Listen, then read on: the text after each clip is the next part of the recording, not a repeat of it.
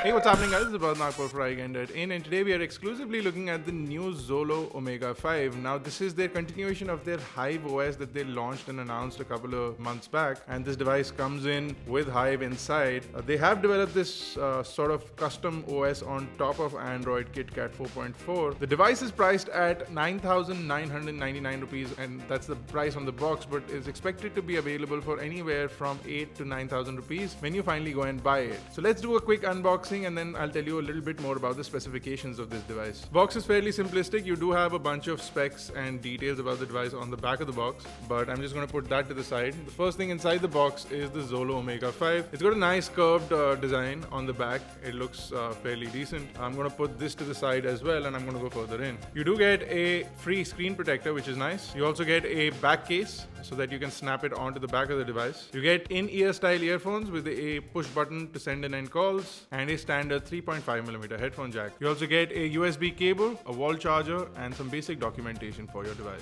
So if we talk about the device, over at the front you have a 2-megapixel camera, you have the Zolo logo, you have a 5-inch 1280 by 720p display, so in terms of the resolution, for the price it's pretty nice. You also have this curved or this rounded sort of eggshell sort of design. The display is an IPS display, so it gives it 294 pixels per inch, which is great. Over at the bottom you do have hardware, or actually touch capacitive buttons, but they're on the side of the screen, so they're not on screen.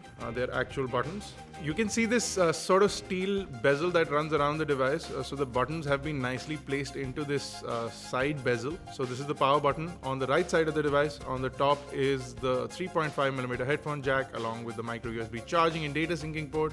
On the left are the volume rockers, again in the similar fashion, sort of blended into the bezel. They look really nice, really elegant design for the device. The microphone pinhole is missing, and they've probably made it so small that we can't really find it, but it's expected, or I'm hoping that it's at the bottom of the device. On the back is an 8-megapixel camera, which does do autofocus, and apparently it has an Exmor R sensor from Sony, so that could be great. You also have a LED flash, the Zolo logo, and the speakerphone at the bottom. If you remove the back cover, you will see that the battery is non-removable, but is a 2100 milliamp hour battery. You do get 2 SIM card slots, both are micro SIM card slots, and you do get a micro SD card expandability up to 32 gigabyte. Before we get into the operating system, we'll talk a little bit more about the device. So it runs on a MediaTek 6592M, which is an octa-core chipset, but they've clocked it at 1.4 GHz, possibly to give you better battery life as well as better stability for the operating system. You also get 1 GB of RAM and 8 GB of inbuilt storage, and of course the Hive OS, which is built on top of Android KitKat. So on the top it looks like there is a skin installed on basically stock Android, but they've done a bunch of things like customize the app drawer, customize the notifications. You can truly actively change things on the notification panel, so I can sort of play with the brightness of the device. From here you also get quick toggles, and you can jump into more, and then also you have your notification panel, which will come active when you have some notifications. If I jump into settings, you'll see that again it's mostly stock, the settings panel, but you do have Hive installed over here. Current version of Android is 4.4.2, which is KitKat, but hopefully they'll be coming out with a software update soon enough. So you do get a bunch of preloaded applications for convenience of use, but they've not added too much bloatware. So you do have a backup and restore application, and of course you have all your Google applications. You do have a bunch of Hive specific applications like Edge.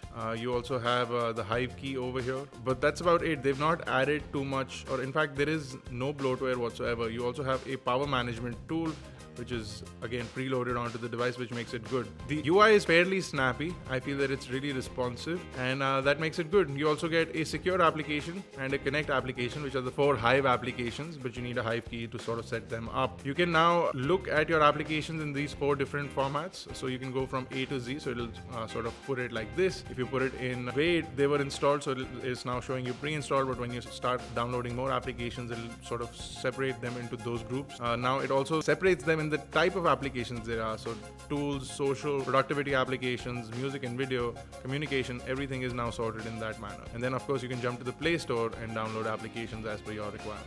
Let me jump into the browser and try and open up our website.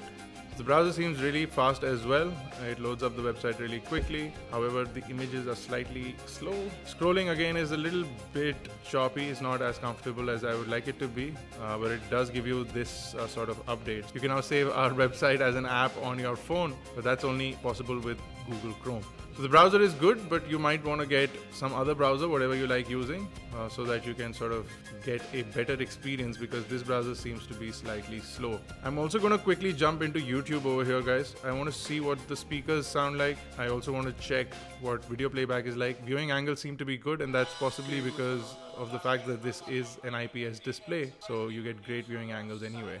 Okay, so the color reproduction is really good. Viewing angles are great, and audio could be louder, but it's decent, it's usable. So overall, really happy. A couple of things that I like to point out is the fact that the back panel is really glossy and it'll attract a lot of fingerprints. So you might want to be careful of that. The front screen is also very glossy and will attract a lot of fingerprints, and you might want to get a anti-glare screen protector, because the one that is included is not an anti-glare screen protector. The build of the device seems really nice at first go, and we are quite happy with that. The steel sort of bezel design on the side of the phone looks really nice and elegant, and for the price of 8,500 rupees, it really goes up with devices like Redmi Note, which sort of come in with similar specs for this price bracket, but this seems to be a lot more comfortable and a lot more user-friendly, a lot more pocketable device. I'm not too sure about the Hive OS. A lot of people like it. It just seems more like a big customization, and I'm happy with the fact that some Indian manufacturer has made the effort of making their own operating system, and it is quite snappy. But apart from that, it doesn't look to do a lot more than just basic customizations and maybe some speed tweaks. But apart from that, the device seems good. It does have this rounded finish at the back, so on the table it does wobble a little bit. It doesn't lay flat. The front edge does not protect the screen as much, so you might be requiring that screen protector, but you do also get a case which is inside the box, which is a good thing. So that's a quick unboxing and hands-on of the device. Overall, in terms of specs, you also do get a 2100 mAh battery, which is great, and it should offer up a good days of use, but I'm still hoping that Hive does not consume a lot of battery. But that's it, guys. This has been Bharat Nagpal. Thank you guys for watching. If you have any questions or queries, drop them in the comment section below, and check out full details along with close-up images of this device on iGyan.in. Make sure you check us out on Facebook, Twitter, Google+, and subscribe to us on YouTube, youtube.com/iGyan, youtube.com/iGyanTV.